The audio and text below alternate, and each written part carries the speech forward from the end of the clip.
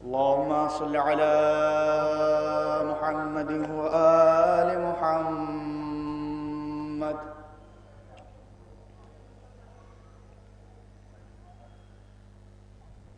أعوذ بالله من الشيطان اللعين الرجيم.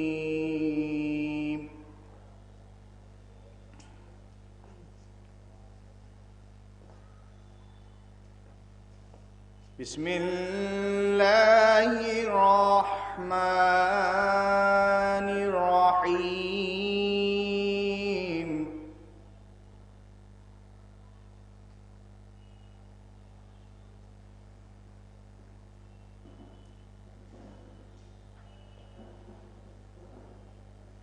وكل شيء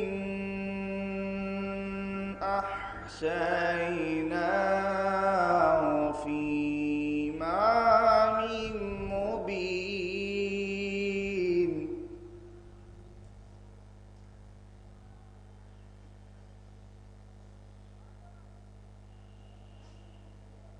واضرب لهم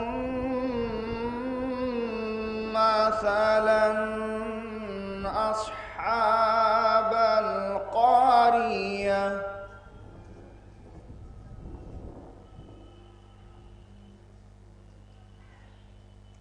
إذ جاءها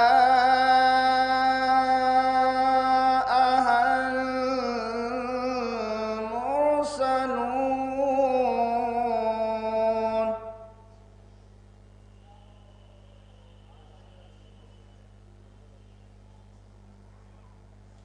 إذ أرسلنا إليهم اثنين فكذبوهما فعززنا بثالث فقالوا إنا إليكم مرسلون.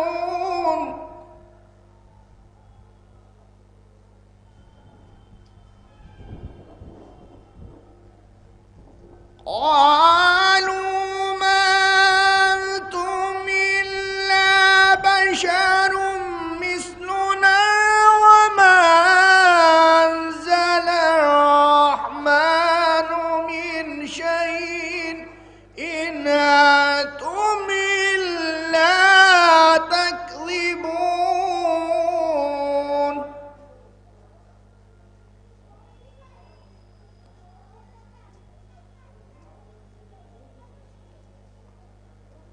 قالوا ربنا يعلم إنا إليكم لمرسلون.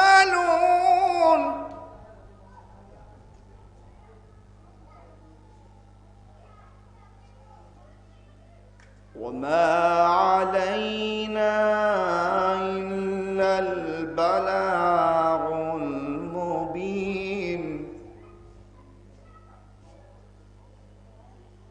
قالوا إنا تطيرنا بكم لئن لم تنتهوا لنرجمنكم وليمسنكم منا عذاب أليم.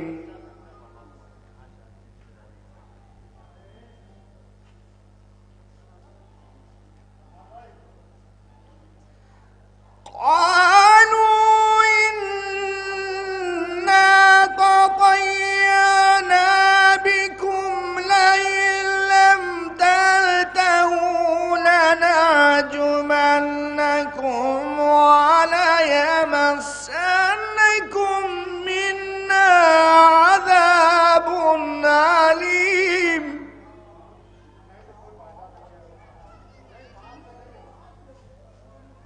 قالوا طائركم معكم إن ذكرتم بل أنتم قوم مسرفون.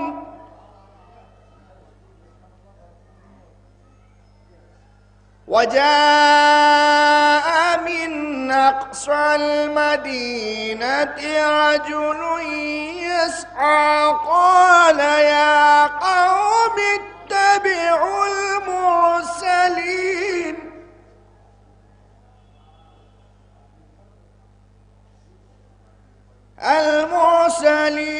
اتبعوا من لا يسألكم أجرا وهم مهتدون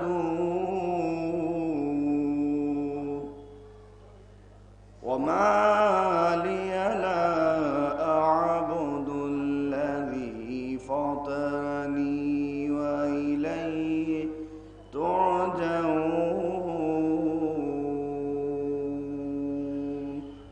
صدق الله العلي العظيم وصدق رسول النبي الكريم وصدق مولانا أمير المؤمنين علي بن أبي طالب اللهم صل على محمد وآل محمد. میں نہایت ادب احترام سے گزارش جناب فیض غازی پوری صاحب جو تشریف لائیں بارگاہ مولانا خواجہ پیش کریں جناب فیض غازی. میں گزارش گزاروں جناب عزادار اعظمی صاحب تشریف لائیں.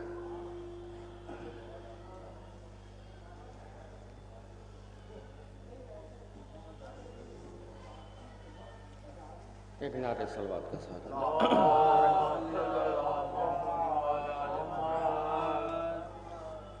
ایک قطع مانا ہو.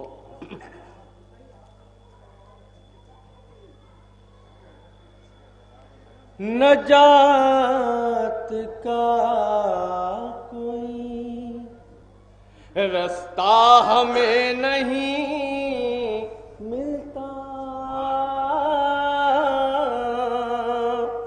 جو فرش غم نہیں ہوتا کدھر گئے ہوتے حیات بخشی ہے مجلس نے اور ماتم نے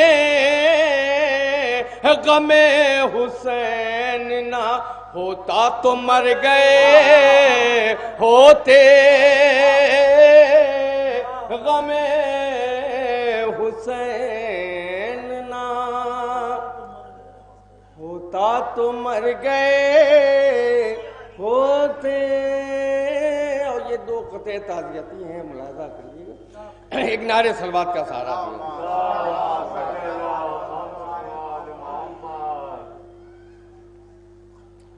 فرش غم اس نے بچھایا ہے ہمارے لال کا.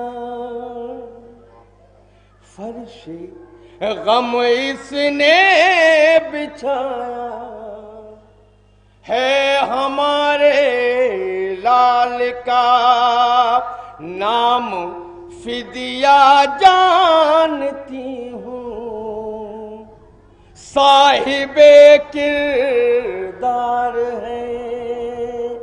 نام فدیہ جانتی ہوں صاحب کردار ہے. باب جنت پائے عظمی حکم دیں گی سیدہ اس کو جانے دو میرے بیٹے کا ماتم دار ہے. اس کو جانے دو میرے بیٹے کا ماتم دار ہے. باب جنت پائے عظمی حکم دیں گی سیدہ اس کو جانے دو میرے بیٹے کا ماتم دار ہے. اس کو جانے دو میرے بیٹے کا ماتم دار ہے. اور یہ قطع اور ملاحظہ کیے گا, دیکھیے گا. عزائے شاہ سے شہرت ہے آسمانوں پر. چاروں مصرے خاص توجہ. عزائے شاہ سے شہرت ہے آسمانوں پر, سلا دیا یہ غم شین زندگی بھر کا. دیکھیں سلا کیا دیا, ملاحظہ کیے گا. سلا دیا یہ غم شین زندگی بھر کا. ملک بھی آئے ہیں فدیہ تیری زیارت کو, اور درے جینا پا لکھا ہے پتہ تیرے گھر کا. درے جینا پا لکھا ہے پتہ تیرے گھر کا. درے جینا پا لکھا ہے پتہ تیرے گھر کا. ایک نعرے صلوات کا سہارا دیا.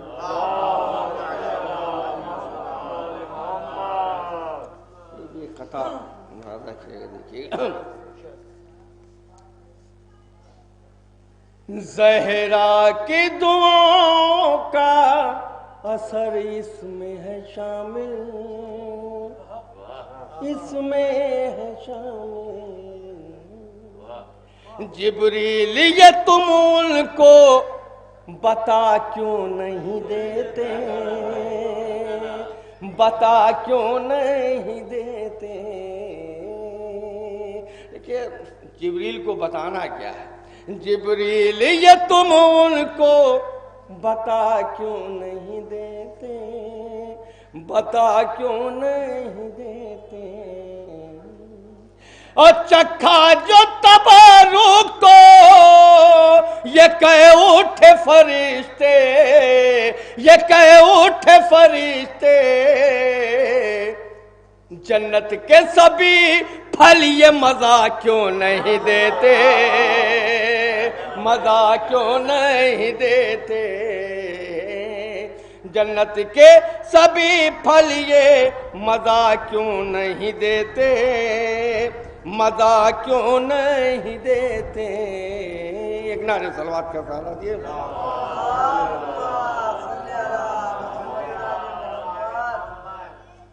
یہ بھی ایک خطا ملاحظہ کیا, دیکھیے گا. دو تین خطے کی زندگی اور موت دونوں مار کے سر کر لیے. زندگی اور موت دونوں مار کے سر کر لیے. امتحان سارے دیے ہیں کتنے اطمینان سے. تیسرا اور چوتھا مصرع ملاحظہ کیے گا. امتحان سارے دیے ہیں کتنے اطمینان سے. سر قلم ہو کر بھی مصروف تلاوت ہی رہا. رابطہ ٹوٹا نہ اہلِ بیت کا قرآن سے. رابطہ ٹوٹا نہ قرآن. سبحان اللہ, کیا کہنا ہے اہل بیت کے. ایک اور نعرے صلوات کا سہارا دیا. اللہم صلی علی محمد آل محمد. خطا اور آخری خطا ملاحظہ کیے. مجھے یقین ہے، عزمی مدد کو زیر لاحد رسول پاک کے پیارے نواسے آتے ہیں، قریب کرب و بلا نے ہمیں امیر کیا، کفن بھی آتے ہیں تو کربلا سے آتے ہیں، کفن بھی آتے ہیں۔ جناب عزادار اعظمی صاحب بارگاہ با عبداللہ حسین حضور خراج عقیدت پیش کرے تھے۔ میں گزارش گزار جناب فیض غازی پوری صاحب سے تشریف لائیں۔ اگر میری آواز جناب فیض غازی پوری صاحب سن رہے تو گزارش تشریف لائیں، غالباً تشریف نہیں رکھتے۔ میں گزارش گزار ہوں جناب سلیم بلرام پوری صاحب تشریف لائیں۔ باواز بلند نعرہ صلوات۔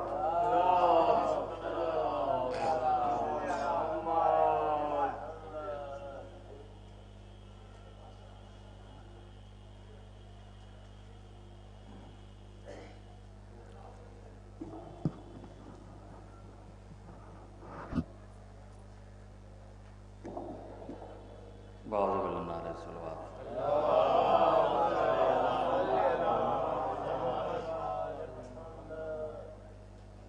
اللہ چند اشعار ملاحظہ فرمائیں۔ یہ ہے بے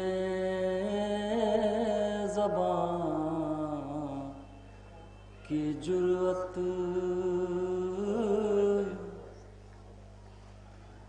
یہ ہے بے زبان کی جرأت، کوئی معجزہ نہیں ہے،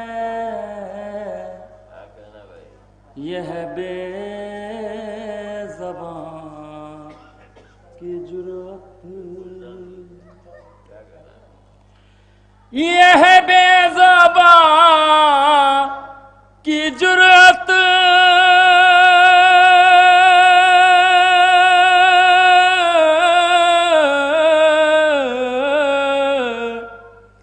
کوئی معجزہ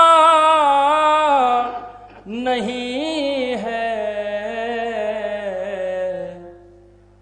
کہ گلے پہ تیر کھا کے کوئی بھی ہنسا نہیں ہے، کہ گلے پہ تیر کھا کے۔ اے شہید راہ یزداں، اے سوار دوش مرسل، اے شہید راہ یزداں، اے شہید راہ یزداں،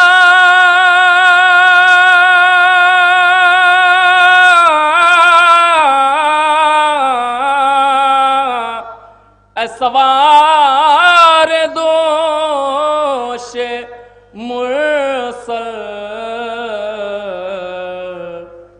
تیرا سر کٹا ہے لیکن تیرا سر جھکا نہیں ہے، تیرا سر کٹا ہے لیکن۔ اور یہ بھی شعر بطور خاص دیکھیں زفار بھائی۔ میں ہوں راہ حق پہ قائم، میرا راہ بر ہے قائم، میں ہوں راہ حق پہ قائم، میں ہوں راہ حق پہ قائم،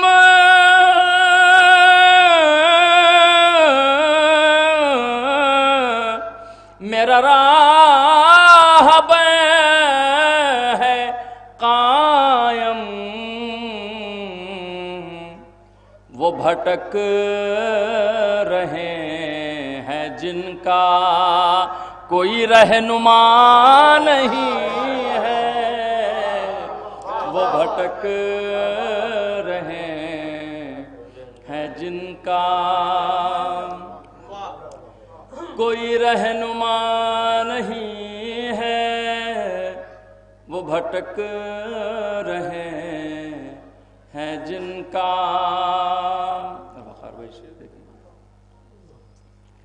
یہ ثبوت زندگی ہے کہ سنا پہ ہے تلاوت، یہ ثبوت زندگی ہے، یہ ثبوت زندگی ہے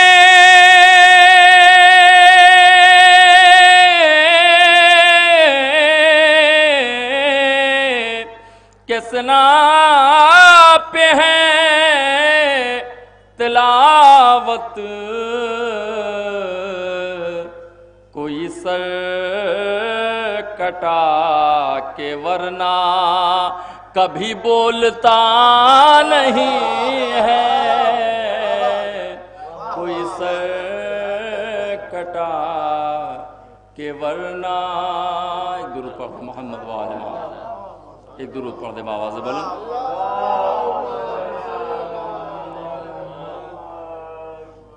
حکم کی تعمیل میں ایک مطلع چند اشعار، حالانکہ یہ کلام میرا کافی پرانا ہے مگر مناسبت سے ہے، حکم کی تعمیل میں حاضر کر رہا ہوں۔ ایک سچائی ہے، ایک حقیقت ہے، ملاحظہ فرمائیں۔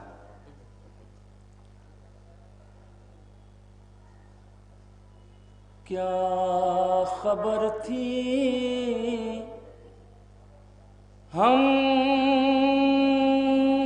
کو اتنے ناتوا ہو جائیں گے، کیا خبر تھی ہم کو اتنے ناتوا ہو جائیں گے، یہ ہمارے دست و پا ہم پر گراں ہو جائیں گے، آج جو چلتے ہیں تن کے تیر کی مانند لوگ، آج جو چلتے ہیں تن کے تیر کی مانند لوگ، کل انہی کو دیکھنا جھک کر کماں ہو جائیں گے، کل انہی کو دیکھنا جھک کر کماں ہو جائیں گے، آزمائش میں پڑیں گے گزرے لوگوں کی طرح، آزمائش میں پڑیں گے گزرے لوگوں کی طرح، ہوتے ہوتے ہم بھی صرف امتحان ہو جائیں گے، ہوتے ہوتے ہم بھی صرف امتحان ہو جائیں گے۔ حضرات ہمارے مولا فرماتے ہیں کہ کیا گزرنے والوں میں تمہارے ماں باپ تمہارے اجداد نہیں تھے؟ تو جب معلوم ہے کہ وہی سب تمہارے ساتھ بھی ہونا ہے تو تم تیاری کیوں نہیں کرتے ہو؟ ملاحظہ فرمائیں. راکھ کر دے گا جلا کر ایک دن سوزے حیات، راکھ کر دے گا جلا کر ایک دل سوزے حیات، دیکھتے ہی دیکھتے ہم سب دھواں ہو جائیں گے، دیکھتے ہی دیکھتے ہم سب دھواں ہو جائیں گے. نفسیاتی شعر ہے ڈاکٹر صاحب، ملاحظہ فرمائیں. کچھ دنوں تک لوگ دیکھیں گے میری تصویر کو، کچھ دنوں تک لوگ دیکھیں گے میری تصویر کو، ہوتے ہوتے بھولی بسری داستاں ہو جائیں گے، ہوتے ہوتے بھولی بسری داستاں ہو جائیں گے. مگر حب اہل بیت ہی تو زندہ رکھے گی ہمیں،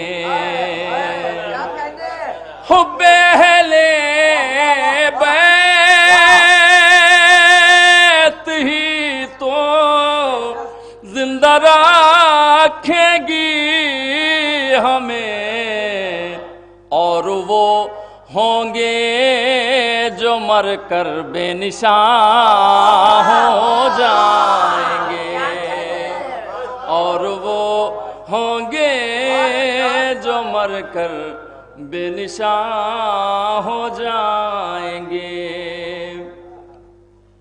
جب زباں خاموش ہوگی قبر میں وقت سوال، جب زباں خاموش ہوگی قبر میں وقت سوال، یہ عزا کے عاشق میرے ترجمہ ہو جائیں گے، یہ عزا کے عاشق میرے ترجمہ ہو جائیں گے.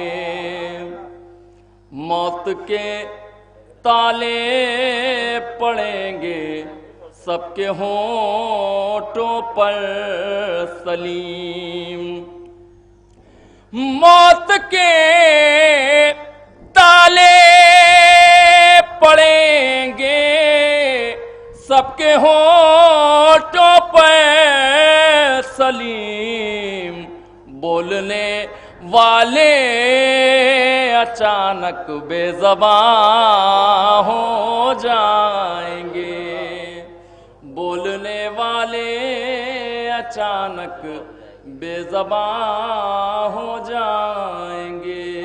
اب میں بہت ہی عزت و احترام کے ساتھ اپنے بڑے بھائی جناب وقار سلطان پوری سے گزارش کرتا ہوں کہ وہ آئیں، ایک صلوات پڑھ دے بآواز بلند.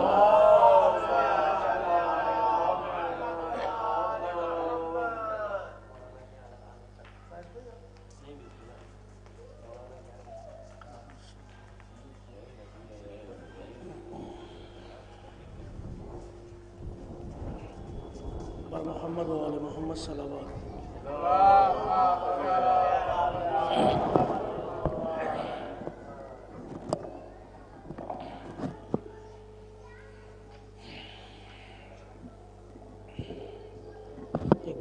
دیگر صلوات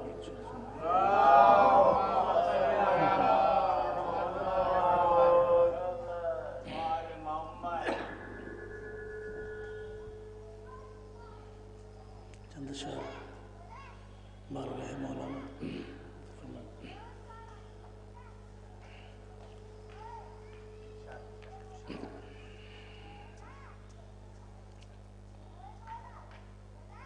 ایک صلوات اور ارشاد فرمائیں بآواز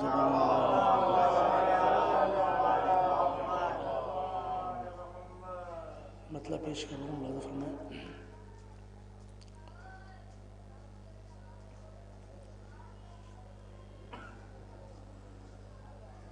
خدا کا یہ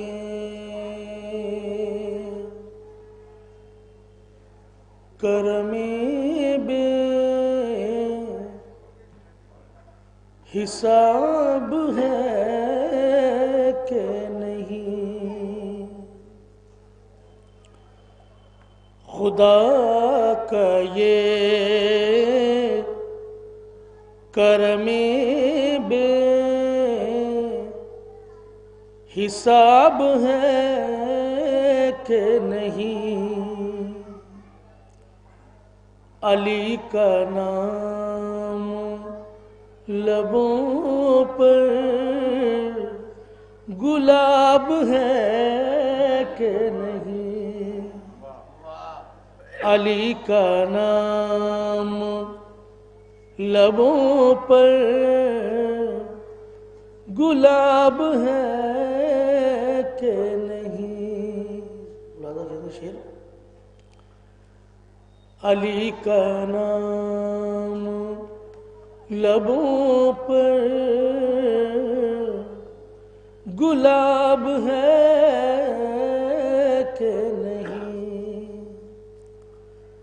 علی کا ناخن انگشت پا ہلال فلک،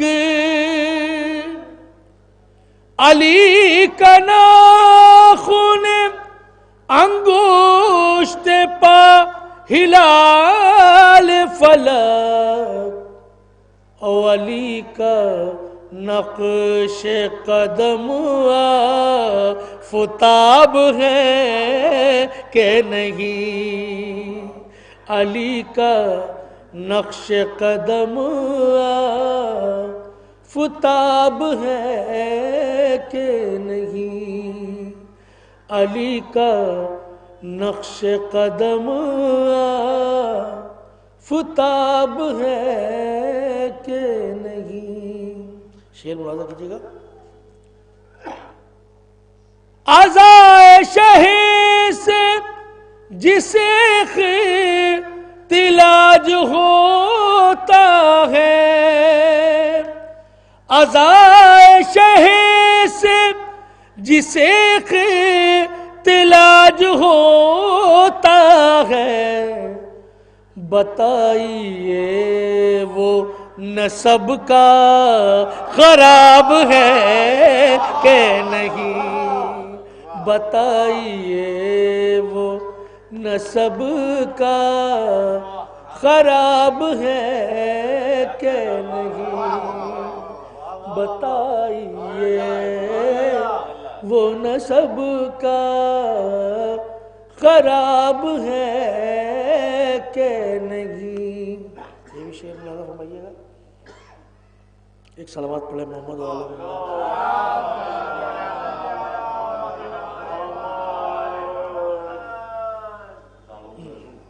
ایک بار دیگر صلوات پڑھے محمد والے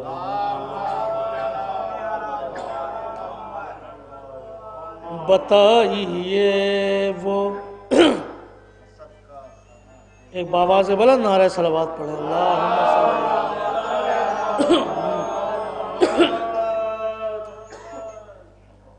عزائے شہی سے جسے اختلاج ہوتا ہے، بتائیے وہ نسب کا خراب ہے کہ نہیں، بتائیے وہ نسب کا خراب ہے کہ نہیں؟ حسین آج بھی گھر گھر دکھائی دیتے ہیں، حسین آج بھی گھر گھر دکھائی دیتے ہیں، حسین آج بھی گھر گھر دکھائی دیتے ہیں، یزید آج بھی خانہ خراب ہے کہ نہیں؟ یزید آج بھی خانہ خراب ہے کہ نہیں؟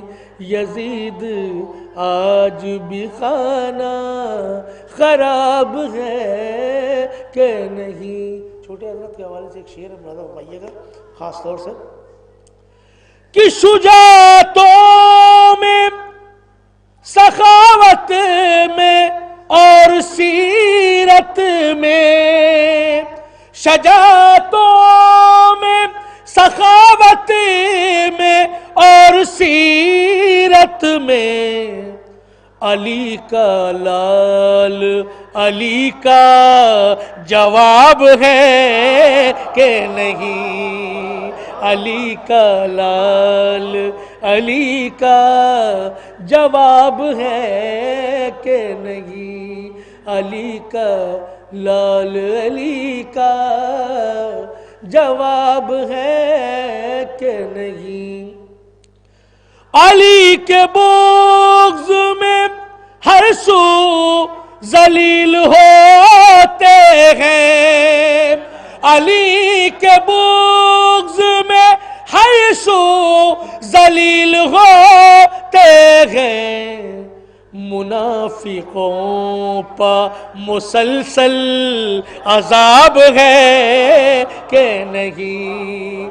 منافقوں پا مسلسل عذاب ہے کہ نہیں؟ علی کا نام لبوں پر گلاب ہے کہ نہیں؟ میں اسی کے ساتھ برادر محترم خطیب انقلاب واجب الاحترام جناب مولانا عباس ارشاد صاحب قبلہ کی خدمت میں گزار ہوں کہ وہ تشریف لائیں، زیب منبر ہوں اور فضائل و مصائب سرکار سید الشہداء بیان فرمائیں۔ بر محمد و آل محمد صلوات اللہم صلی اللہ علیہ وسلم۔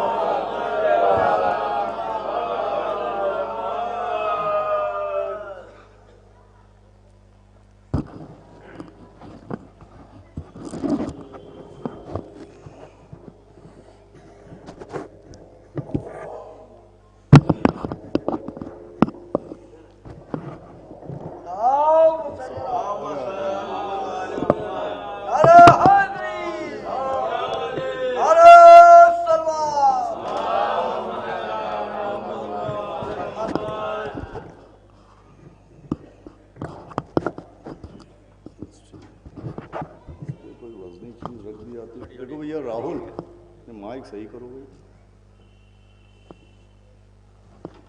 تھوڑا سا نیچے کرو۔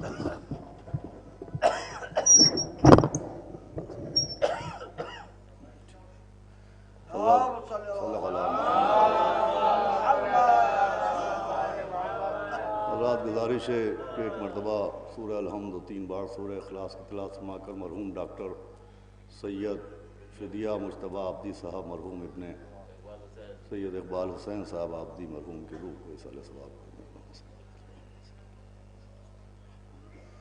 بسم اللہ الرحمن الرحیم۔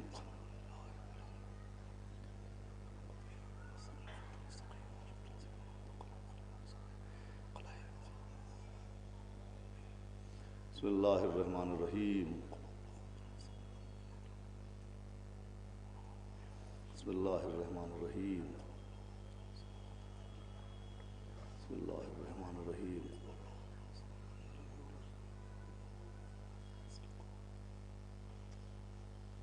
فاتحہ۔ اللہم صلی اللہ علیہ وسلم۔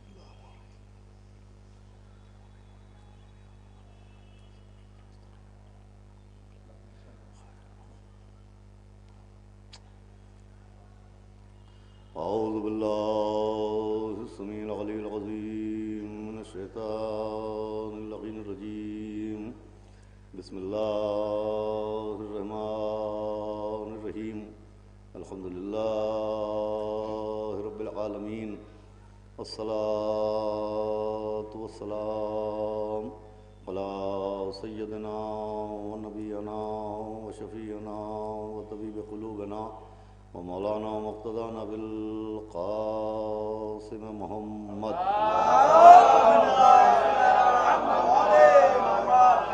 وآله الطيبين الطاهرين المعصومين ولعنة الله على أعدائهم أجمعين من يومنا هذا إلى يوم الدين.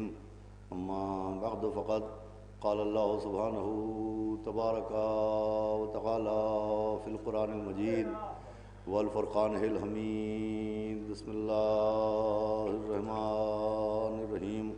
إن أكرمكم عند الله أتقاكم. ایک صلوات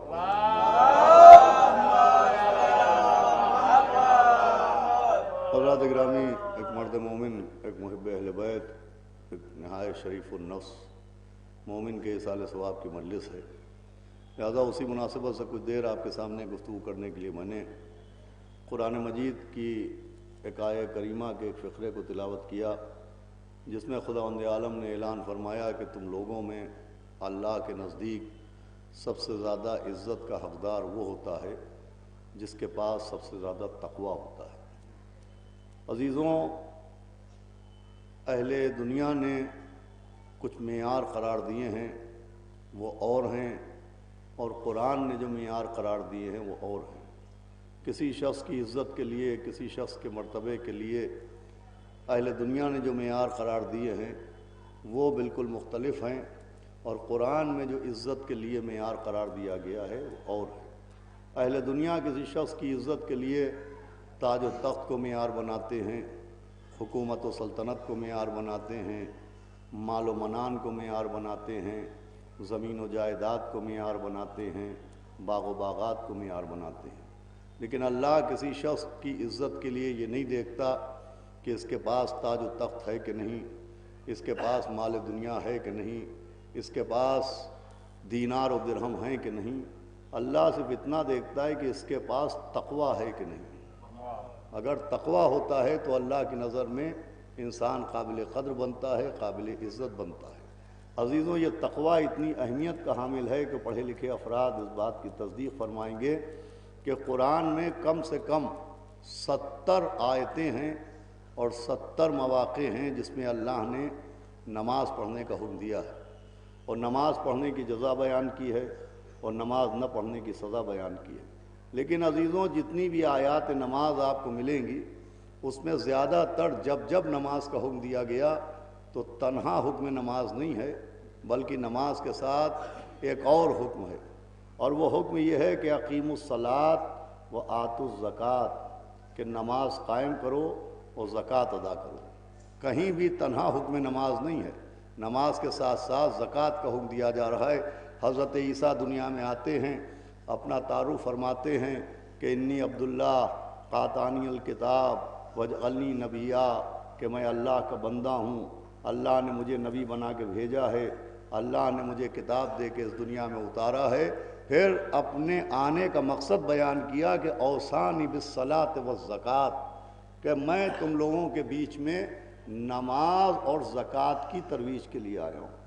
قرآن میں جہاں جہاں آپ کو نماز کا ذکر ملے گا، زیادہ تر آیتوں میں تنہا ذکر نماز نہیں ہے، نماز کے ساتھ زکوٰۃ کا حکم ہے۔ اور پھر اس زکوٰۃ کی اہمیت نماز کے ساتھ اتنی ہے کہ سرکار ختمی مرتبہ جناب رسول خدا حضرت محمد مصطفیٰ صلی اللہ علیہ وسلم نے ایک حدیث بیان فرمائی، اور وہ حدیث یہ ہے کہ 11ویں امام علیہ السلام نے اس حدیث کو بیان کیا کہ پیغمبر نے فرمایا کہ بہت سے لوگ ایسے ہیں کہ جو نمازیں تو بہت پڑھتے ہیں مگر ان کی نمازیں آسمانوں تک نہیں پہنچتی ہیں، ان کی نمازیں یہیں کی یہیں دھری کی دھری رہ جاتی ہیں، ان کی نمازوں کو فرشتے آسمانوں تک نہیں پہنچاتے ہیں، ان کی ساری نمازیں یہیں تک محدود رہتی ہیں۔ تو جب پیغمبر نے فرمایا کہ بہت سے لوگ ایسے ہیں کہ جن کی نمازیں آسمانوں تک نہیں پہنچتی، نمازیں قبول نہیں ہوتی، تو لوگوں نے کہا یا رسول اللہ اس کا کیا سبب ہے کہ ان لوگوں کی نمازیں آسمانوں تک نہیں جاتی؟ کیا یہ نماز ویسے نہیں پڑھتے جیسے آپ نے حکم دیا ہے؟ فرمایا نہیں، ان کی نماز کا طریقہ میری سکھائی ہوئی نماز کے بالکل عین مطابق ہے۔ تو کہا پھر آخر کیا وجہ ہے کہ ان کی نماز آسمانوں تک نہیں پہنچتی، یعنی قبول نہیں ہوتی؟ تو پیغمبر نے مسکرا کے فرمایا اس کا سبب یہ ہے کہ ان لوگوں نے نمازیں تو بہت پڑھ لی ہیں، مگر وہ سواری جو نماز کو آسمان تک پہنچاتی ہے اس سواری کا انتظام نہیں کیا ہے۔ وہ کنوینس، وہ ذریعہ جو نماز کو آسمان تک لے جاتا ہے اس سواری کا انتظام نہیں کیا ہے۔ تو لوگوں نے پوچھا یا نبی اللہ اس سواری کا کیا نام ہے جس کے ذریعے نماز آسمان تک پہنچتی ہے؟ فرمایا اس کا نام ہے زکوٰۃ۔ فرمایا جو زکوٰۃ نہیں دیتا اس کی نماز قبول نہیں ہوتی ہے، جو زکوٰۃ نہیں دیتا اس کا عمل قبول نہیں ہوتا ہے۔ دیکھیے حکم کے اندر حکم ہے، اشاروں کے ذریعے، کنایوں کے ذریعے کہاں سے کہاں پہنچایا جاتا ہے کہ زکوٰۃ فقیروں کا حق ہے۔ سمجھایا جا رہا ہے جو فقیر کا حق غصب کرے جب اس کی عبادت قبول نہیں ہوتی تو جو جناب امیر کا حق غصب کرے اس کی عبادت کہاں سے قبول ہوگی؟ صلوات بھیجے محمد صلی اللہ علیہ وسلم۔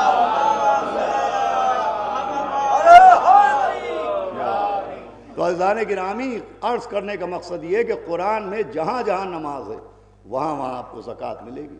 بغیر زکوٰۃ کے نماز قبول نہیں ہے، یہ حدیثوں میں موجود ہے۔ تو اب جس طرح سے قرآن میں جہاں جہاں نماز ہے وہاں وہاں ذکر زکوٰۃ ہے، ویسے ہی قرآن میں جہاں جہاں ایمان ہے وہاں وہاں تقویٰ ہے۔ بسم اللہ الرحمن الرحیم، یا ایھا الذین آمنوا اتقوا اللہ وابتغوا الیہ الوسیلہ، ایمان لانے والوں تقویٰ اختیار کرو اور وسیلے کی جستجو کرو۔ یا ایھا الذین آمنوا اتقوا اللہ وکونوا مع الصادقین، ایمان لانے والوں تقویٰ اختیار کرو اور سچوں کے ساتھ ہو جاؤ۔ تو جیسے نماز زکوٰۃ کے بغیر نامکمل ہے ویسے ہی ایمان تقوی کے بغیر نامکمل ہے۔ صلوات بھیجے محمد و آل احمد۔ بھائی ویسے ایمان تقوی کے بغیر نامکمل ہے۔ عزیزوں تقوی سب سے اہم شرط ہے۔ تقوی کی بہت سی تشریح ہیں۔ تقوی پرہیزگاری کا نام ہے، تقوی حرام سے اجتناب کا نام ہے، تقوی مکروہات تک سے دامن بچانے کا نام ہے۔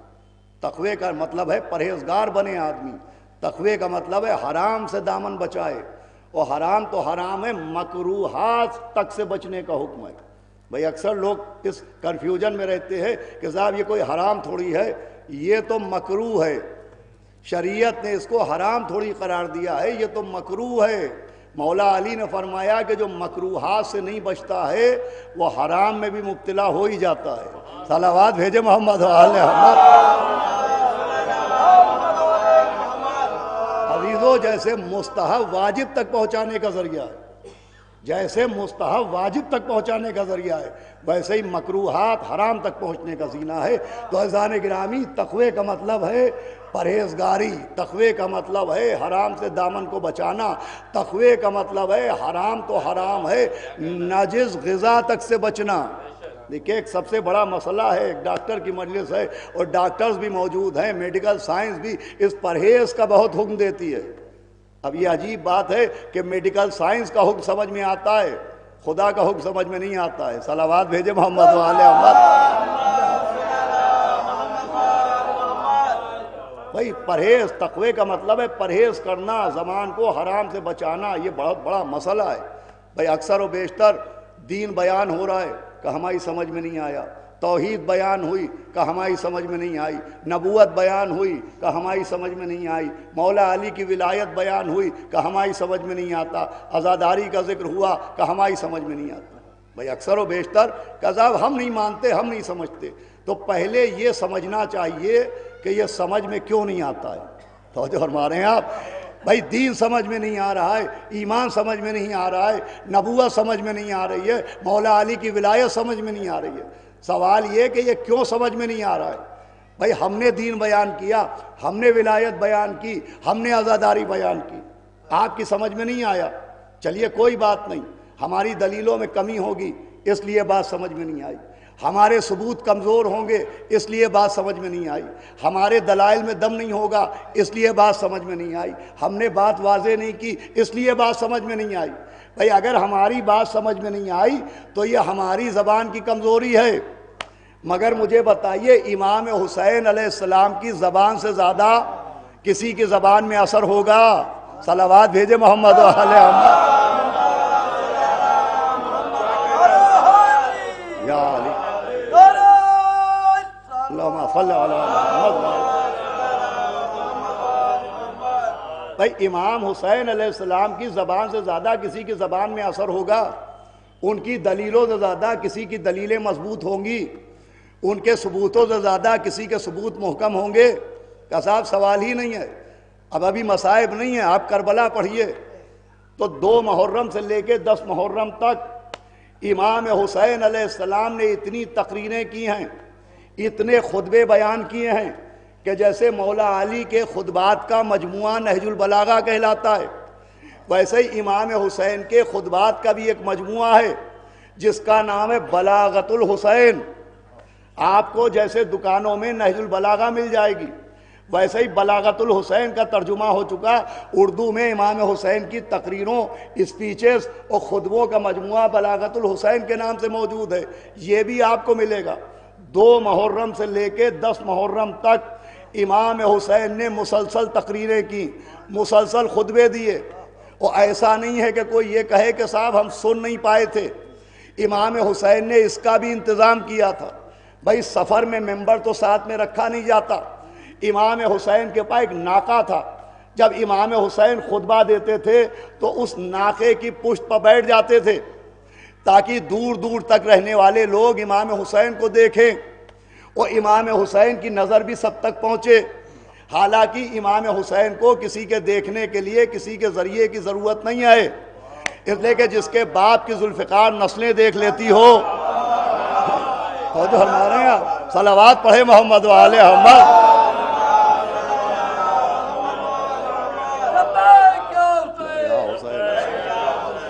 لیکن پڑھے لکھے یا حسین علیہ السلام، یا علی علیہ السلام۔ سنیے گا عزیزان گرامی، بہت اہم بات ہے۔ مولا حسین نے اتنے خطبے دیے کہ پوری کتاب تیار ہے بلاغت الحسین کے نام سے۔ آپ ناقے پر بیٹھتے تھے اور تقریر کرتے تھے۔ ایک شخص تھا شیس ابن ربیع، یہ بہت منافق تھا۔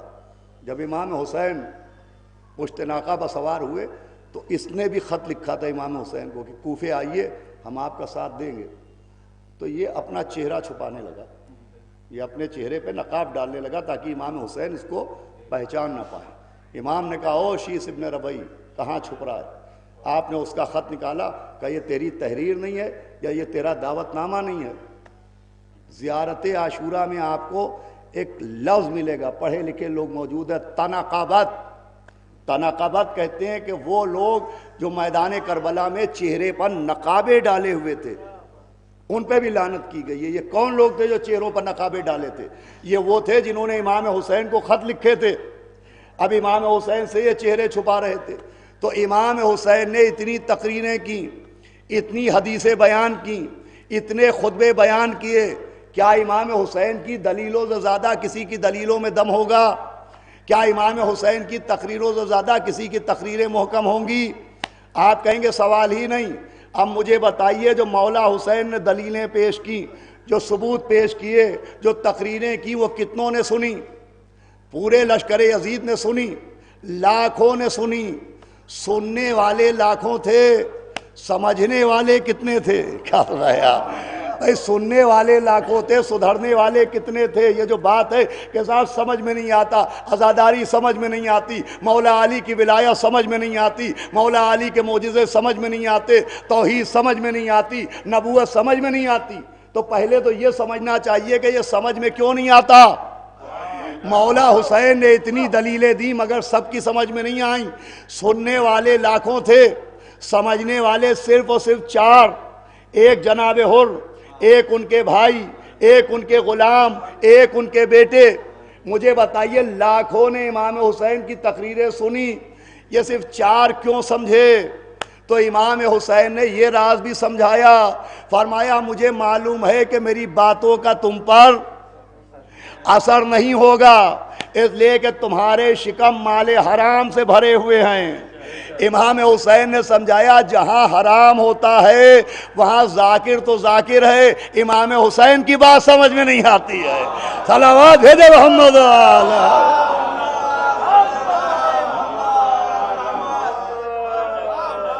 دیکھیں جو ہمارے بزرگوں نے اور مذہب نے بھی زور دیا ہے کہ پاک کھاؤ، کہ جو طہارت غذا کا حکم دیا گیا صرف حرام سے بچنے کا حکم نہیں ہے۔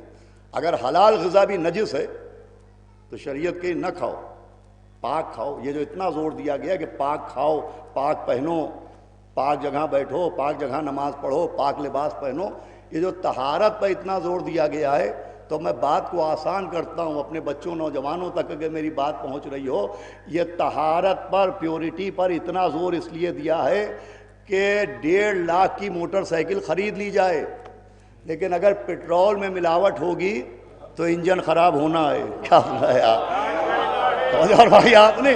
اگر 1.5 لاکھ کی بائک، 2 لاکھ کی بائک ہو، BMW کار خرید لیجئے، لیکن اگر پیٹرول میں ملاوٹ ہے تو انجن خراب ہو جائے گا۔ تو اگر غذا میں نجاست ہے تو عقیدہ خراب ہو جائے گا۔ صلوات بھیجے محمد، ایک صلوات اور بھیجے محمد۔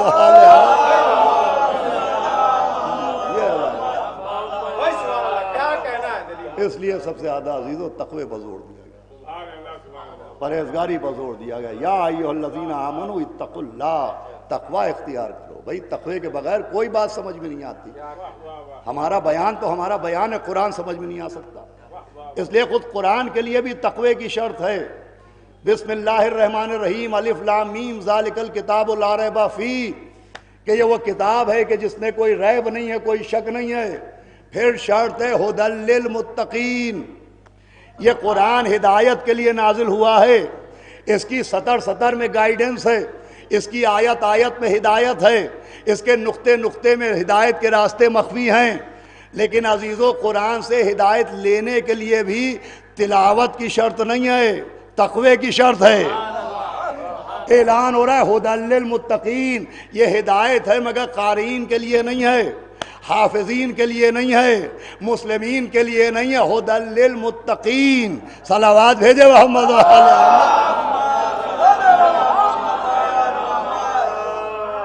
بھئی یہ ہدایت ہے مگر صاحبان تقوی کے لیے، ایسا نہیں کہ جو بھی قرآن کھولے اسے ہدایت مل جائے، جو بھی قرآن پڑھے اسے ہدایت مل جائے، ایسا نہیں ہے۔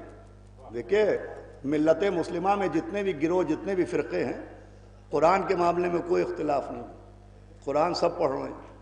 یہی قرآن بسم اللہ سے شروع ہونے والا اور والناس پر ختم ہونے والا، یہی قرآن سب پڑھ رہے ہیں۔ بھائی عقیدے الگ ہیں، نظریے الگ ہیں، نماز کے طریقے الگ ہیں، روزہ کھولنے کا وقت الگ ہے، مگر قرآن تو الگ نہیں ہے۔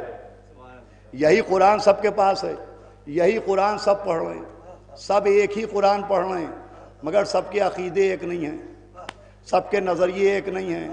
مجھے بتائیے تلاوت سب کر رہے ہیں اور نبی نے کہا ہے کہ 73 میں سے ایک جنت جائے گا۔ میں کہوں گا بھئی قرآن کی تلاوت سب کر رہے ہیں، یہ ایک کیوں جائے گا؟ آواز آئے گی تلاوت کرنے والا نہیں جائے گا، تقوی رکھنے والا جائے گا۔ صلوات بھیجے محمد۔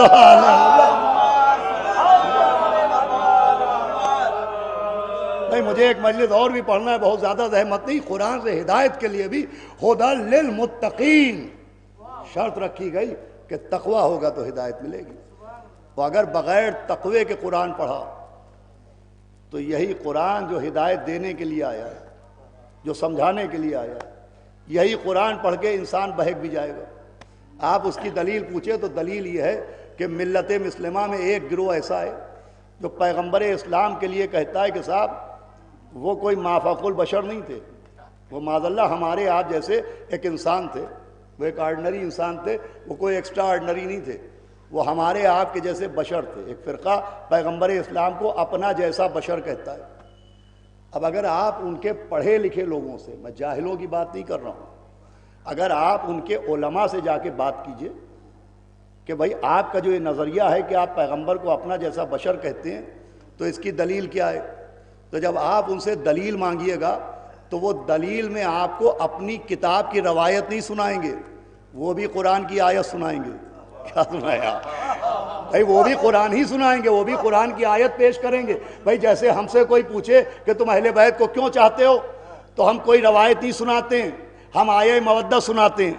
کوئی ہم سے پوچھے تم اہل بیت کو معصوم کیوں مانتے ہو، تو ہم روایت ہی سناتے ہیں، آیہ تطہیر سناتے ہیں. کوئی ہم سے پوچھے تم مولا علی کو مولا کیوں مانتے ہو، تو ہم روایت ہی سناتے ہیں، ہم بھی آیت غدیر سناتے ہیں. ہم سے پوچھے کوئی عزاداری کیوں کرتے ہو، ہم قرآن کی آیت سناتے ہیں. تو جیسے ہم اپنے عقیدے اپنے نظریے کے لیے قرآن کی آیت سناتے ہیں، روایت ہی سناتے ہیں، ویسے ہی وہ بھی اپنے نظریے کے لیے روایت ہی سنائیں گے کہ ہماری فلاں کتاب میں لکھا ہے. وہ کہیں گے اللہ میاں کی کتاب میں لکھا ہے، قرآن میں لکھا ہوا ہے. وہ بھی آیت سناتے ہیں. وہ کہتے ہیں قرآن میں آیت موجود ہے کہ اللہ نے نبی سے کہا کہ کہہ دو میں بھی تمہارا جیسا بشر ہوں. تو وہ جو نبی کو اپنا جیسا سمجھتے ہیں تو روایت کی بنیاد پر نہیں سمجھتے ہیں، آیت کی بنیاد پر سمجھتے ہیں. اور یہ آیت کی بنیاد پر عقیدہ خراب ہونا اس بات کی دلیل ہے کہ ان کی زبان پر تلاوت تو ہے مگر دل میں تقویٰ نہیں ہے. صلوات بھیجے محمد آل محمد. وہاں تقویٰ نہیں ہے. اگر تقویٰ ہوتا تو عزیزان گرامی وہی آیت جس سے ان کا عقیدہ بگڑا ہے اسی سے عقیدہ سدھر جاتا. اب وہ آیت کو بنیاد بناتے ہیں. وہ سنیں بھئی یہی اہم منزل ہے. وہ کہتے ہیں صاحب آیت میں ہے کہ نبی نے کہا میں بھی تمہارا جیسا بشر ہوں. تو جب نبی کے لیے لفظ بشر آیا تو ہم بھی بشر ہیں، وہ بھی بشر ہیں، وہ ہمارے جیسے. انہوں نے لفظ بشر کو دیکھا، حقیقت لفظ کو نہیں دیکھا. پڑھے لکھے لوگ بیٹھے ہیں، انہوں نے لفظ کو دیکھا، حقیقت لفظ کو نہیں دیکھا. عزیزو لفظ اور ہوتا ہے، حقیقت لفظ اور ہوتی ہے. ایک لفظ ہے لفظ تواب. تواب کا مطلب ہے توبہ کرنے والا. لیکن جب یہ لفظ تواب ہمارے لیے آئے تو اس کا مطلب ہوتا ہے توبہ کرنے والا. لیکن اللہ کے ناموں میں بھی ایک نام ہے تواب. توجہ فرما رہے ہیں آپ؟ اللہ کے ناموں میں بھی ایک نام ہے تواب.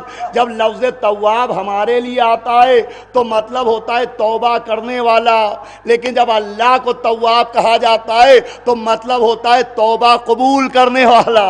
صلوات بھیجے محمد وآل محمد.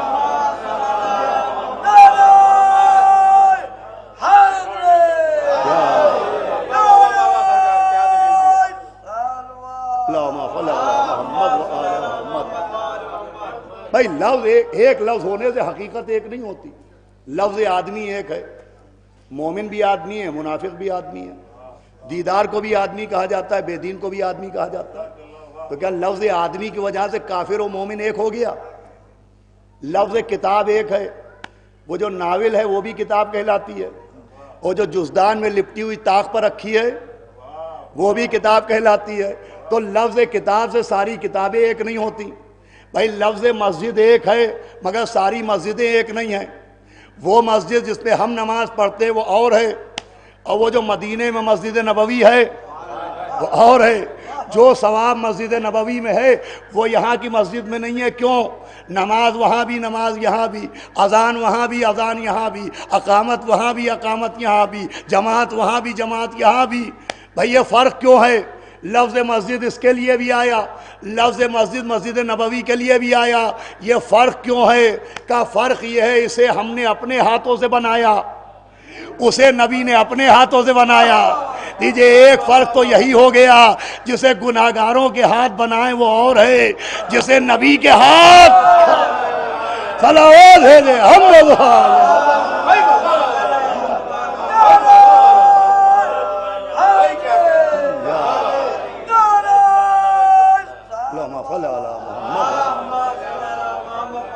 بھائی لفظ کے ایک ہونے سے. دیکھیں پڑھے لکھے انٹیلیکچوئلز ماشاءاللہ ڈاکٹرز آفیسرز تشریف فرما ہیں. لفظ کے ایک ہونے سے حقیقت ایک نہیں ہو جاتی. آپ قرآن پڑھیے، ہم کو آپ کو بھی قرآن میں کہا گیا سمیع و بصیر، فجعلناہ سمیعا بصیرا، کہ ہم نے انسان کو سمیع بنایا بصیر بنایا. سمیع کا مطلب ہے سننے والا، بصیر کا مطلب ہے دیکھنے والا. اب قرآن میں اللہ نے ہم کو بھی سمیع کہا اور اپنے آپ کو بھی سمیع کہا، ہم کو بھی بصیر کہا، اپنے آپ کو ہی بصیر کہا. تو ہم بھی سمیع ہیں سننے والے، وہ بھی سمیع ہے سننے والا. ہم بھی بصیر ہیں دیکھنے والے، وہ بھی بصیر ہے دیکھنے والا، تو لفظوں کے ایک ہونے سے وہ ہمارا جیسا ہو گیا یا معاذ اللہ ہم اس کے جیسے ہو گئے؟ کذاب توبہ کیجئے، اس کی سماعت اور ہے، ہماری سماعت اور ہے، اس کی بصارت اور ہے، ہماری بصارت اور ہے، تو آپ بھی توبہ کیجئے، آپ کی بشریت اور ہے، نبی کی بشریت، صلوات بھیجو محمد آل محمد۔ بھائی لفظوں کے ایک ہونے سے حقیقت ایک نہیں ہوتی۔ جناب آدم کو بھی ابو البشر کہا گیا ہے، لیکن ان کی بشریت اور ہے، ہماری بشریت اور ہے۔ ہمیں بشر ہونے کے لیے ماں باپ کی ضرورت ہے، ہمیں بشر ہونے کے لیے شکم مادر کی ضرورت ہے، ہمیں بشر ہونے کے لیے 9 مہینے کی مدت کی ضرورت ہے، مگر جناب آدم کے لیے نہ ماں باپ نظر آئے، نہ شکم مادر نظر آیا، توجہ فرما رہے ہیں آپ، نہ 9 مہینے کی مدت نظر آئی۔ لفظ بشر وہاں بھی ہے، مگر نہ وہاں والدین ہیں، نہ وہاں نطفہ ہے، نہ وہاں رحم ہے، نہ وہاں شکم مادر ہے۔ بھائی لفظ ایک آیا، لفظ بشر آدم کے لیے بھی، آدمی کے لیے بھی، مگر لفظ کے ایک آنے سے آدم و آدمی ایک نہیں ہوئے۔ ارے تو جب آدم و آدمی ایک نہیں ہیں تو محمد و وہابی ایک کہاں سے ہو جائے؟ آواز ہے جی محمد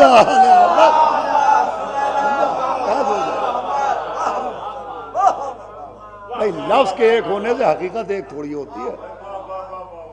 نبیوں کا جسم بھی الگ ہوتا ہے، دیکھیں ہمارا جسم اور ہے، نبیوں کا جسم اور ہے۔ ہمارا جسم کیا ہے؟ ہمارا جسم یہ ہے کہ اگر آگ سے گزر جائے تو جل بھن کے کباب ہو جائے، راکھ ہو جائے، لیکن جناب ابراہیم کا جسم آتش نمرود میں جائے تو آگ گلزار ہو جائے۔ ہمارا جسم اگر 2-3 گھنٹے پانی کے اندر رہ جائے تو کھال ہڈی سے الگ ہو جائے، لیکن جناب یونس کا جسم 40 دن دریا میں مچھلی کے پیٹ میں رہے اور صحیح سلامت باہر آئے۔ توجہ فرما رہے ہیں آپ؟ ارے جسم بھی الگ ہوتا ہے۔ ہمارا جسم اتنا مجبور ہے کہ جہاں لٹا دیجئے وہاں لیٹ جائے گا، جہاں سلا دیجئے وہاں سو جائے گا۔ ہمارا جسم جس کی گود میں دیجئے بچپن کے عالم میں اس کی گود میں چلا جائے گا، مگر موسیٰ کا جسم، بھائی پڑھنا میرا کام ہے، سمجھنا آپ کا کام ہے۔ فرعون نے ہاتھ بڑھائے، موسیٰ نے تماچا مارا اور تماچا مار کے بتایا کہ نبی کا جسم کافر کی گود میں نہیں جاتا۔ بھائی نبی کا جسم کافر کی گود میں نہیں جاتا، نبی کا جسم کافر کی گود میں نہیں جاتا۔ ارے افسوس کی بات ہے دشمن ابو طالب کے سمجھ میں نہیں آتا۔ صلوات ہے دے محمد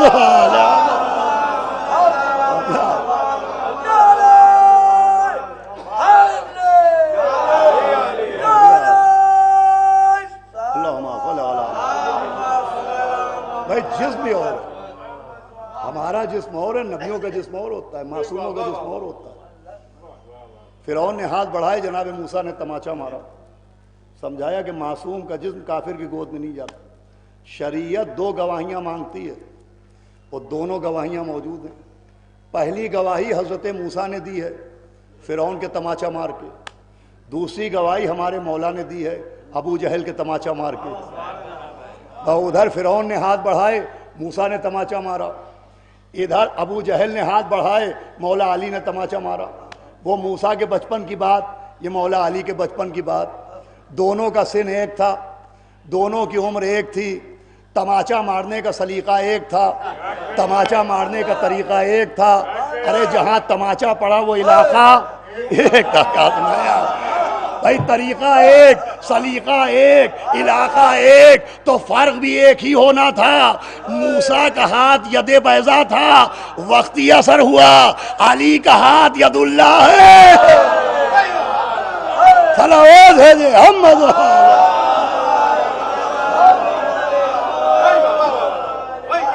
سنیے 10-15 منٹ میں گفتگو اپنی منزل تک پہنچ، اس کے بعد مجھے ایک مجلس اور بھی پڑھنا۔ تو نبیوں کا جسم بھی الگ ہوتا ہے، معصوموں کا جسم بھی الگ ہوتا ہے۔ ان کا جسم اور ہے، ہمارا جسم اور ہے۔ ان کا جسم، ہمارا جسم آگ میں جائے تو جل جائے، ان کا جسم آتش نمرود میں جائے تو آگ گلزار ہو جائے، ہمارا جسم پانی میں ڈوب جائے تو ہڈیوں سے کھال الگ ہو جائے، ان کا جسم مچھلی کے پیٹ میں جائے تو صحیح سلامت باہر آئے. یہ جملہ چاہے جیسے سنیے گا. ہمارا جسم جس کمرے میں پیدا ہوتا ہے وہ نجس ہو جاتا ہے. ہمارا جسم، ارے کیا سنا آپ نے، جس کمرے میں پیدا ہو وہ نجس ہو جاتا ہے، مگر علی جس کعبے میں آئے تو کعبہ پاک ہو جاتا ہے. صلوات بھیجے محمد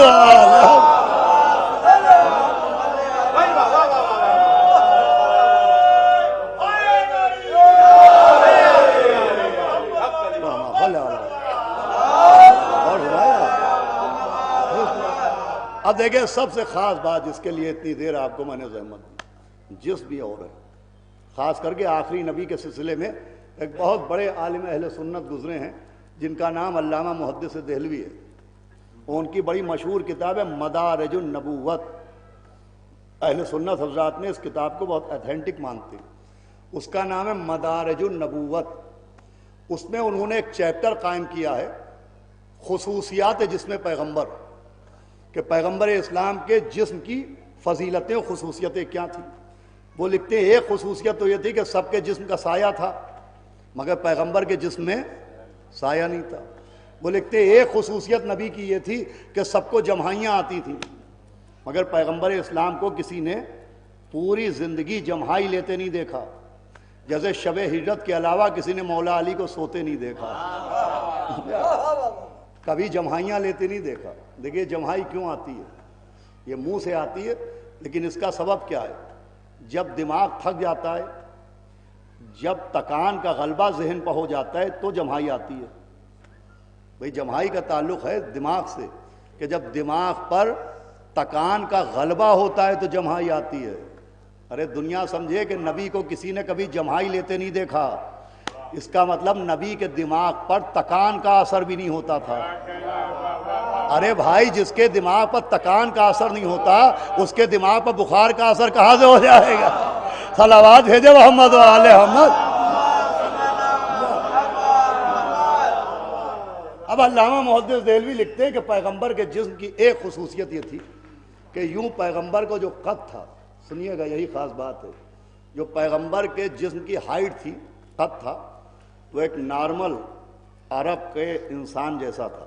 کہ جیسے عام طور پر ہر ملک کے لوگوں کی ایک نارمل قد و قامت ہوتی ہے، تو وہ لکھتے ہیں کہ پیغمبر اسلام کی جو ہائٹ تھی وہ 5.5 اور 6 فٹ کے بیچ میں، جیسے عام عرب کے لوگ ہوتے ہیں ویسے ہی پیغمبر اسلام کی ہائٹ تھی. نہ بہت زیادہ پیغمبر طویل القامت تھے، نہ پستہ قامت تھے، نہ بہت زیادہ لمبے تھے، اور نہ معاذ اللہ پیغمبر اسلام کا قد بہت چھوٹا تھا. محدث دہلوی لکھتے ہیں کہ یوں پیغمبر کی ہائٹ بالکل ایک نارمل انسان جیسی تھی. لیکن اگر کبھی کوئی طویل القامت شخص پیغمبر کے پہلو میں آگے کھڑا ہو جاتا تھا کہ وہ پیغمبر سے بلند نظر آئے، تو اللہ کا انتظام یہ تھا کہ نہ جانے آنے والے کا قد گھٹ جاتا تھا یا نبی کا قد بڑھ جاتا تھا. صلوات بھیجے محمد و آل محمد. سنیے گا عزیزان گرامی، وہ لکھتے ہیں کہ کسی کا قد نبی کے قد سے کبھی بلند نظر نہیں آیا. کوئی طویل القامت 7 فٹ اور 8 فٹ کا آدمی بھی نبی کے پہلو میں کھڑا ہو جاتا تھا تو نبی سارے مجمع میں سب سے بلند نظر آتے تھے. کسی کا قد، کسی کا کاندھا نبی کے کاندھے سے بلند نظر نہیں آتا. یہ نبی کی جسم کی خصوصیت تھی. سنیے گا، بس گفتگو تمام ہو رہی ہے لیکن اس بات کے لیے پوری توجہ چاہتا ہوں. اللہ نے نہیں چاہا کہ کسی کا کاندھا بھی نبی کے کاندھے سے بلند ہو. اللہ رے احترام پیغمبر. بھائی قرآن میں نبی کے حجرے تک کے لیے حکم دیا گیا کہ دیکھو پیغمبر کے پاس آنا تو ذات تہذیب و تمدن سے بات کرنا. جب پیغمبر سے گفتگو کرنا تو ان کی آواز تمہاری آواز سے اونچی رہے، ان سے بآواز بلند چیخ چلا کے بات نہ کرنا. اور پھر قد کے لیے بھی انتظام کیا کہ کسی کا کاندھا نبی کے کاندھے سے بلند نہ ہو. میں کہوں گا پالنے والے یہ کیا معاملہ ہے؟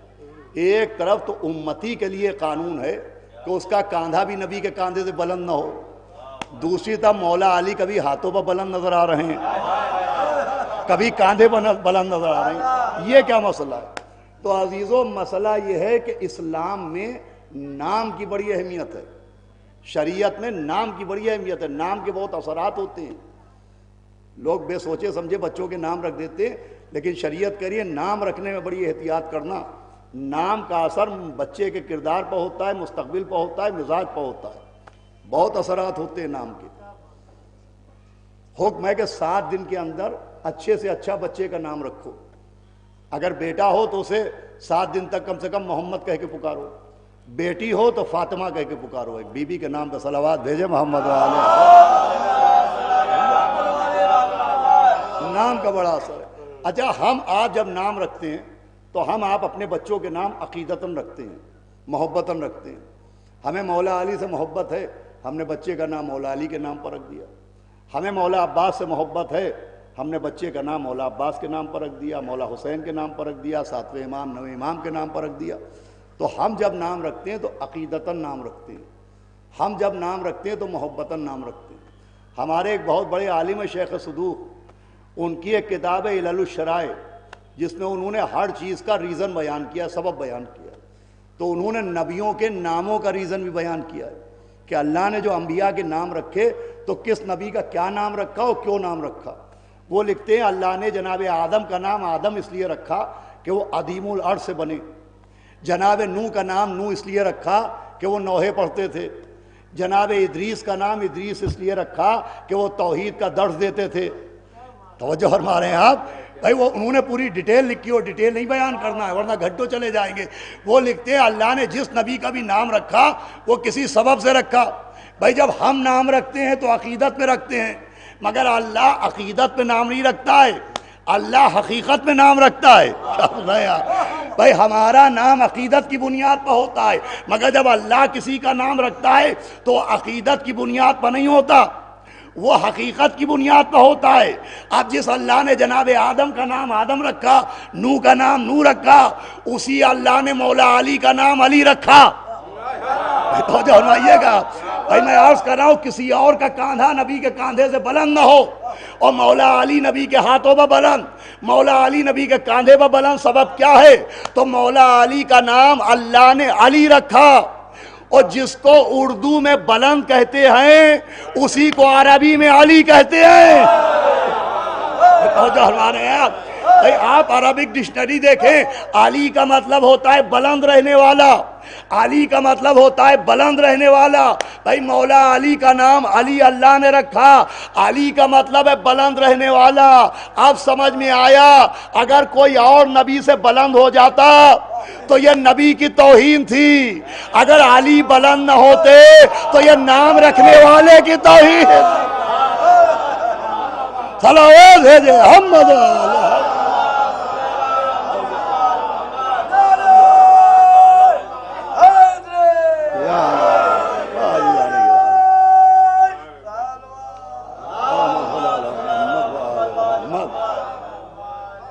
مولا علی کا نام علی، علی کا مطلب ہے بلند، اسی لیے غدیر میں ہاتھوں پہ بلند ہے، بشکنی کے موقع پہ کاندھے پہ بلند ہے۔ اب خود نبی نے جب بشکنی کے لیے مولا علی کاندھے پہ آئے تو نبی نے پوچھا یا علی آپ میرے کاندھے پہ اپنے کو کتنا بلند پا رہے ہیں؟ تو مولا علی نے فرمایا یا نبی اللہ اتنا بلند ہوں کہ چاہوں تو ہاتھ بڑھا کے ستارے چھو لوں۔ فرمائے اتنا بلند ہوں کہ چاہوں تو ہاتھ بڑھا کے ستارے چھو لوں۔ اس کے آپ بشکنی کر کے جب مولا علی، آخری بات ہے بس یہ، تو چاہے جیسے سنیے گا، بشکنی کے بعد نبی کے کاندھے سے زمین پائے تو نبی مسکرائے کہ یا علی ابھی اتنی بلندی پر تھے، اب زمین پائے تو چوٹ تو نہیں لگی؟ مولا علی مسکرائے کہ یا نبی اللہ چوٹ کیسے آتی؟ اٹھانے والے آپ تھے، اتارنے والے جبریل تھے، اٹھانے والے آپ تھے، اتارنے والے جبرائیل تھے، اتارنے والے جبرائیل تھے، اتارنے والے جبرائیل تھے۔ جبرائیل دو ہی چیزیں لے کے اترے ہیں، یا تو قلب نبی پر قرآن اتارا ہے یا دوش نبی سے علی کا اتارا۔ صلوات ہے محمد۔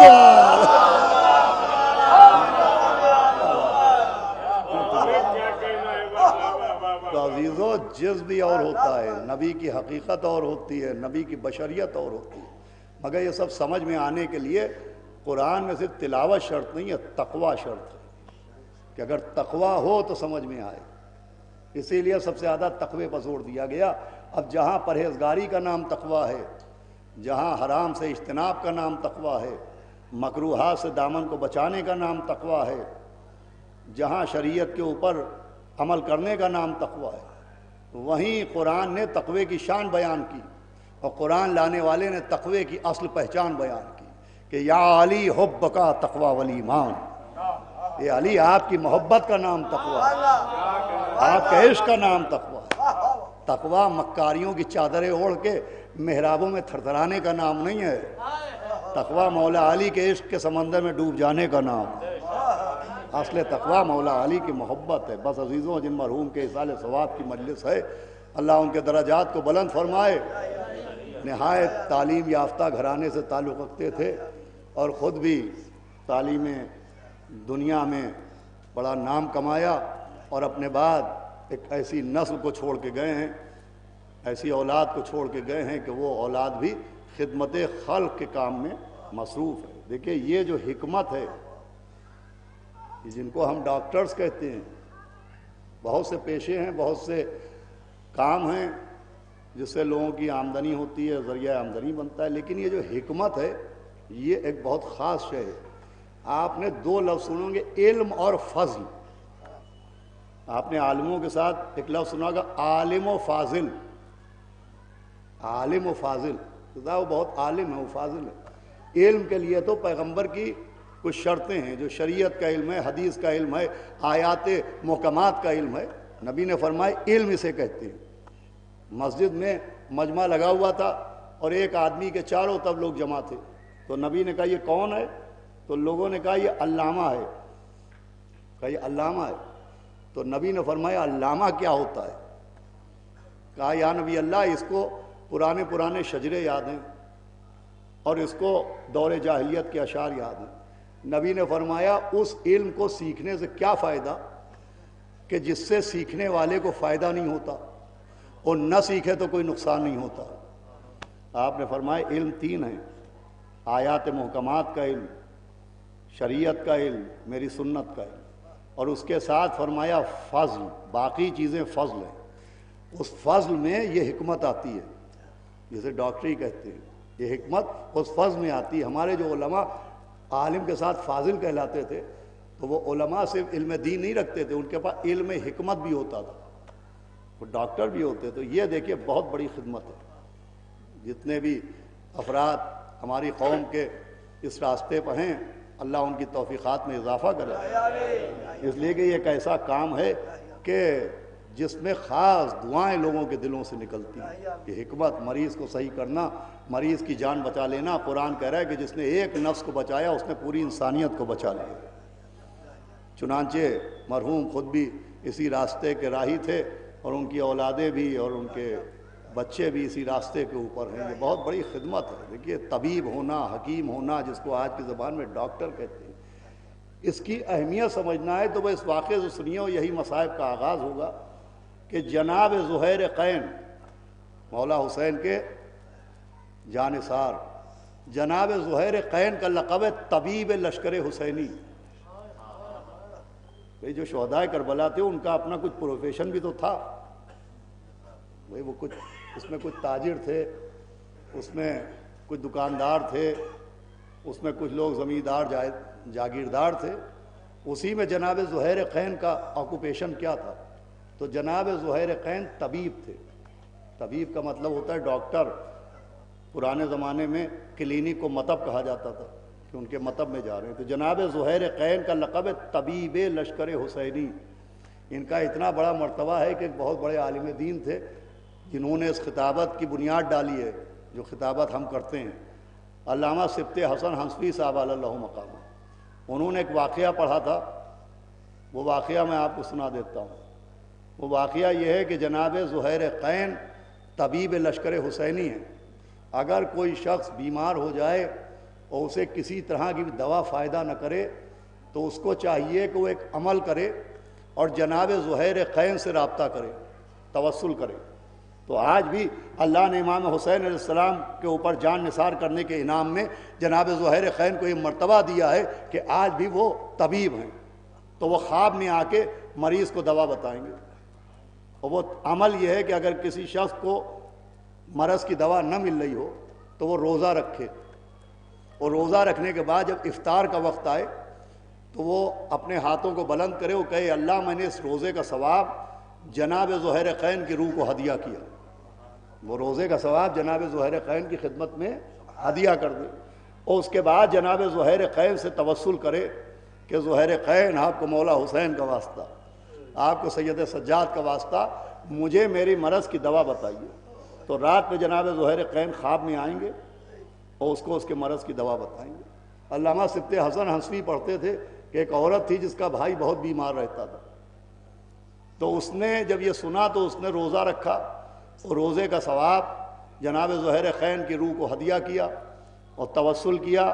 تو اس نے رات میں خواب دیکھا کہ ایک میدان ہے، اس میدان میں کوئی بزرگ بیٹھے ہیں اور چاروں طرف سے لوگ ان بزرگ کے چاروں طرف حلقہ بنائے ہوئے ہیں اور کاغذ و قلم ان کی خدمت میں پیش کر رہے ہیں، وہ اپنی اپنی بیماریاں بتا رہے ہیں اور وہ پرچے کے اوپر دوا لکھ لکھ کے دے رہے ہیں۔ تو یہ عورت بھی قریب پہنچی، اب جو دیکھا تو جناب ذوالحرقین تشریف فرما تھے، مولا حسین کے جانثار جناب ذوالحرقین بیٹھے ہوئے تھے۔ اس عورت نے سلام کیا، انہوں نے جواب دیا، اس نے ہاتھ جوڑے کہ حضرت میرا بھائی بہت بیمار رہتا ہے اور نہ جانے کتنا علاج اس کا کر لیا میں نے، لیکن آج تک اس کو فائدہ نہیں ہوا، تو آپ اس کے مرض کے لیے کوئی دوا تجویز کر دو، کوئی دوا بتا دو۔ تو جناب ذوالحرقین نے کہا کہ تیرے بھائی کو دوا بتانے کی ضرورت نہیں ہے، اس لیے کہ دوا موجود ہے، وہ دوا کھاتا ہی نہیں ہے، وہ دوا استعمال ہی نہیں کرتا۔ تو اس عورت نے کہا کہ حضرت آپ جو کہہ رہے ہیں سچ کہہ رہے ہوں گے، لیکن کوئی دوا ایسی نہیں ہے کہ جو میں نے اپنے بھائی کو کھلائی نہ ہو، اور کوئی دوا ایسی نہیں جو میرے بھائی نے کھائی نہ ہو۔ کہا میں کہہ رہا ہوں جو اس کے مرض کی دوا ہے وہ نہیں کھاتا ہے۔ کہا حضرت وہ دوا کیا ہے؟ تو کہا وہ دوا ہے مجلس حسین کا تبرک۔ اللہ اکبر، وہ امام حسین کی مجلس کا تبرک ہے۔ اب جب اس عورت کی آنکھ کھلی اور اس نے اپنے بھائی کو یہ خواب بیان کیا تو اس نے کہا بالکل سچ فرمایا، اس لیے کہ جب مجلس کا تبرک بڑھتا ہے تو میں سوچ کے کہ اس بھیڑ کا حصہ کیوں بنوں، میں کنارے سے نکل جاتا ہوں، میں تبرک کھاتا ہی نہیں ہوں۔ اللہ اکبر، آپ سوچیں، اندازہ لگائیں اس سے جناب ذوالحرقین کا مرتبہ بھی کیا ہے اور مولا حسین کی مجلس کے تبرک کا مرتبہ بھی کیا ہے۔ نام جناب ذوالحرقین کہا گیا، وہ ذوالحرقین کے جو پہلے غیروں کی طرف تھے، پھر مولا حسین نے انہیں بلایا اور بلانے کے بعد فہرست شہادت دکھائی، اور جب ذوالحرقین نے اپنا نام دیکھا تو اپنا نام دیکھنے کے بعد خیمہ حسین سے نکلے، اپنی زوجہ سے کہا کہ جا میں نے تجھے آزاد کیا، تو اپنے گھر چلی جا، لیکن میری ایک وصیت یاد رکھنا، اور وصیت یہ ہے کہ جب یہ خبر آئے کہ زہرا کا گھر کربلا میں اجڑ گیا تو مجھے یقین ہے کہ امام حسین شہید کیے جائیں گے، لیکن وہ نبی کے نواسے ہیں، ارے ان کے لیے اللہ نے عید کے دن جنت سے کپڑے بھیجے تھے، کوئی نہ کوئی فرزند رسول کو کفن ضرور دے دے گا، لیکن میرا کون ہے جو مجھے کفن دے گا؟ لہذا میری وصیت یہ ہے کہ جب خبر شہادت آئے تو تم کربلا میں میرا کفن بھجوا دینا۔ سنیے گا عزیز و حق کی آواز بلند ہے کہ کربلا میں مجھے کفن بھجوا دینا۔ لیجئے کربلا میں زہرا کا گھر اجڑا، جناب عباس کے شان قلم کیے گئے، اکبر کے سینے میں نیزہ مارا گیا، قاسم کا لاشا پامال کیا گیا، علی اصغر کے گلے پر نشانہ تاک کے تیر مارا گیا، مولا حسین 3 دن کے بھوکے پیاسے شہید کیے گئے۔ فضا میں آواز گونجی اعلیٰ قتل الحسین بے کربلا، زہرا کا گھر کربلا میں اجڑ گیا۔ اب جب یہ خبر شہادت و مجلس تمام ہو رہی، کوفے پہنچی اور جناب ذوالحرقین کی بیوہ نے یہ خبر سنی، تو جناب ذوالحرقین کی بیوہ نے کفن نکالا اور غلام سے کہا کہ ایک کفن لے جاؤ اور جا کے میرے والی کو، میرے وارث کو یہ کفن پہنایا۔ غلام گیا اور پھر واپس آیا، کفن لیا اور کفن نکال کے جناب ذوالحرقین کی بیوہ کے سامنے پھینک دیا۔ ذوالحرقین کی بیوہ نے حیرت سے دیکھا کہ یہ کفن کیوں لے آیا؟ کیا کربلا نہیں پہنچا؟ کہ پہنچ گیا تھا بی بی۔ کہ کیا زہیر کا لاشا نہیں ملا؟ کہ بی بی لاشا بھی مل گیا تھا۔ کہ پھر کفن واپس کیوں لے آیا؟ کہ بی بی میرا کلیجہ پھٹ گیا، اس لیے کہ کفن ایک تھا، لاشیں 72 بڑے ہوئے تھے، کہیں مولا حسین کا لاشا، کہیں جناب عباس کا لاشا، کہیں فرزند رسول کا لاشا۔ ارے بی بی میں کیا منہ دکھاتا کہ میرے آقا کو کفن مل جائے، اور نبی کا نواسا بے گور و کفن کربلا۔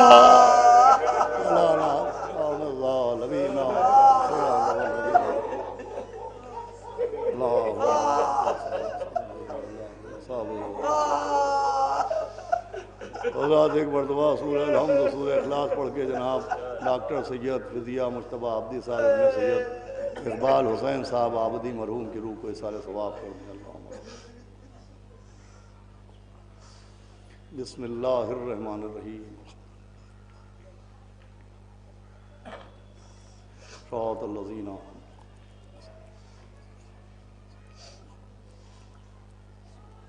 محمد وآلہ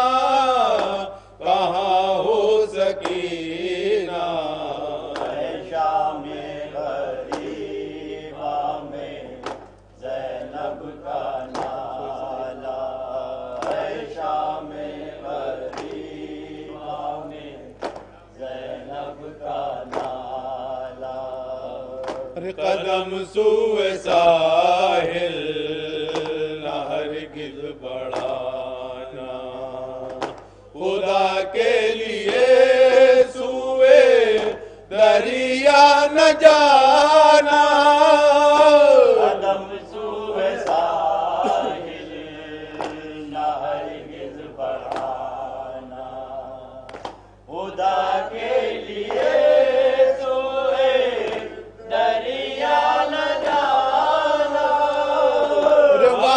کیسے دیکھو گی سقا کلاشا، کہاں ہو سکینہ، کہاں ہو سکینہ.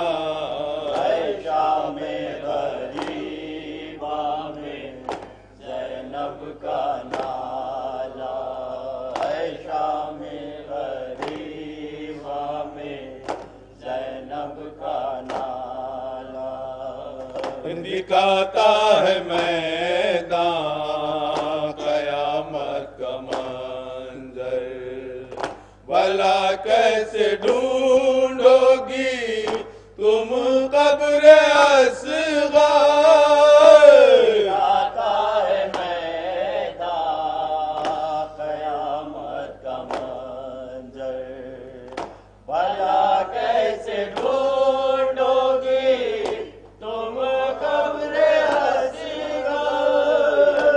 ہر ایک سمت چھایا ہوا ہے اندھیرا، کہاں ہو سکینہ، کہاں ہو سکینہ، شام غریبا میں زینب کا نالا ہے، شام غریبا میں زینب کا نالا، سبھی خون دل میں نہائے ہوئے ہیں، باراتی گلوں کو کٹائے ہوئے ہیں، ابھی خون دل میں نہائے ہوئے ہیں، باراتی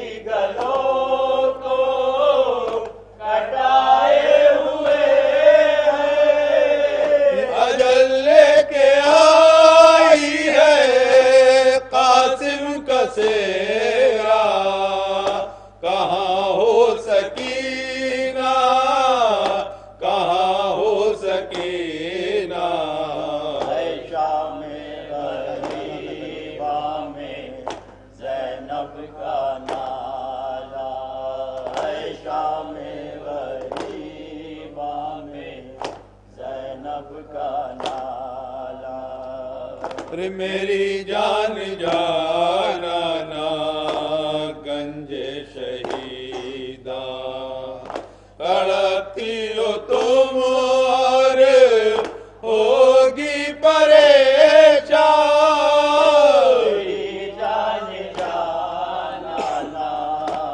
گنج شہیداں، تڑپتی ہو تم اور ہوگی پریشان، سینہ کھائے سوتا ہے بھائی تمہارا، کہاں ہو سکینہ، کہاں ہو سکینہ، ہے شام غریبا میں زینب کا نالا، ہے شام غریبا میں زینب کا نالا، پکارائی تم کو میں دریا پہ جا کر، میں پوچھا اسحاق کا شانہ ہلا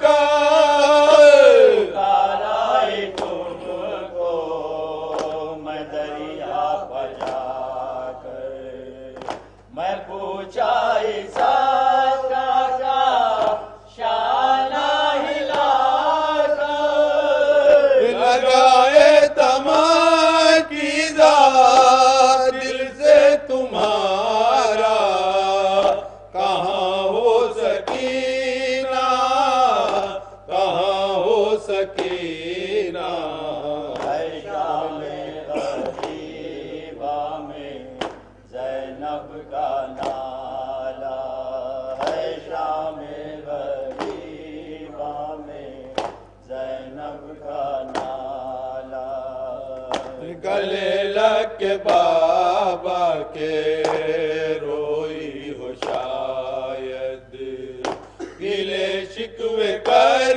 کر کے سوئی ہو شاید، گلے لگ کے بابا کے روئی ہو شاید، گلے شکوے کر کر کے سوئی ہو شاید، میں سوئے نشیبہ رہی ہوں سکینہ، کہاں ہو سکینہ، کہاں ہو سکینہ، ہے شام غریبا میں زینب کا نالا، ہے شام غریبا میں زینب کا نالا، زمانہ ہوا آئے شام غریب के सहरा बगीरिया रवाना हुआ शाम गरीबा के माए हरम खाके सहरा बगीरिया बजाएं सुनाती हैं अब तक ये नौहा कहाँ हो सकीना कहाँ हो सकीना शाम गरीबा में ज़ैनब का नाला है शाम गरीबा में ज़ैनब का नाला